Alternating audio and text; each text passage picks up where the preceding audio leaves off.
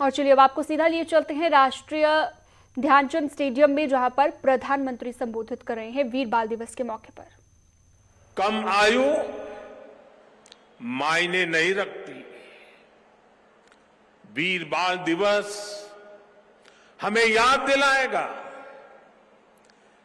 कि 10 गुरुओं का योगदान क्या है, देश के स्वाभिमान के लिए सिख परंपरा का बलिदान क्या है। वीर बाल दिवस हमें बताएगा कि भारत क्या है, भारत की पहचान क्या है।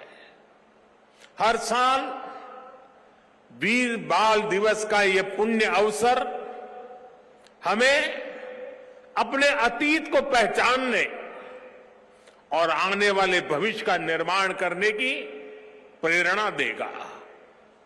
भारत की युवा पीढ़ी का सामर्थ्य क्या है, भारत की युवा पीढ़ी ने कैसे अतीत में देश की रक्षा की है, मानवता के कितने घोर प्रघोर अंधकारों से हमारी युवा पीढ़ी ने भारत को बाहर निकाला है।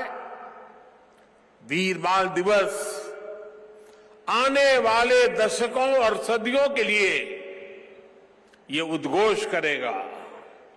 मैं आज इस अवसर पर वीर साहिबजादों के चरणों में नमन करते हुए उन्हें कृतज्ञ श्रद्धांजलि अर्पित करता हूं। इसे मैं अपनी सरकार का सौभाग्य मानता हूं कि उसे आज 26 दिसंबर के दिन को वीर बाल दिवस के तौर पर घोषित करने का मौका मिला।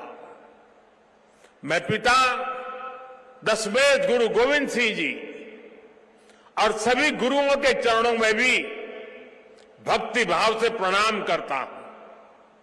मैं मातृशक्ति की प्रतीक माता गुजरी के चरणों में भी अपना शीश झुकाता हूं।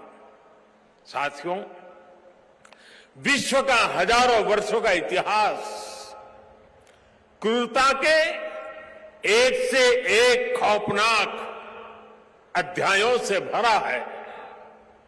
इतिहास से लेकर किंवदंतियों तक हर क्रूर चेहरे के सामने महानायकों और महानायिकाओं के भी एक से एक महान चरित्र रहे हैं। लेकिन ये भी सच है कि चमकौर और सरहिंद के युद्ध में जो कुछ हुआ वो भूतो न भविष्यति था।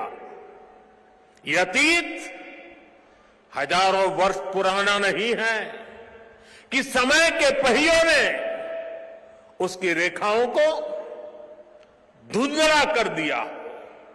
ये सब कुछ इसी देश की मिट्टी पर केवल 3 सदी पहले हुआ। एक और धार्मिक कट्टरता और उस कट्टरता में अंधी इतनी बड़ी मुगल सल्तनत, दूसरी ओर ज्ञान और तपस्या में तपे हुए हमारे गुरु, भारत के प्राचीन मानवीय मूल्यों को जीने वाली परंपरा, एक और आतंक की पराकाष्ठा, तो दूसरी ओर अध्यात्म का शीर्ष, एक और मजहबी उन्माद, तो दूसरी ओर सब में ईश्वर देखने वाली उदारता। और इस सब के बीच एक और लाखों की फौज, और दूसरी ओर अकेले होकर भी निडर खड़े गुरु के वीर साहबजादे। तो प्रधानमंत्री को आप लाइव सुन रहे थे। आगे बढ़ते हैं, सीएम पुष्कर सिंह धामी की बात करते हैं। खटीमा के दौरे पर रहे, जहां पर मुख्यमंत्री धामी ने अपने नगरी आवास में स्थानीय लोगों की समस्याओं को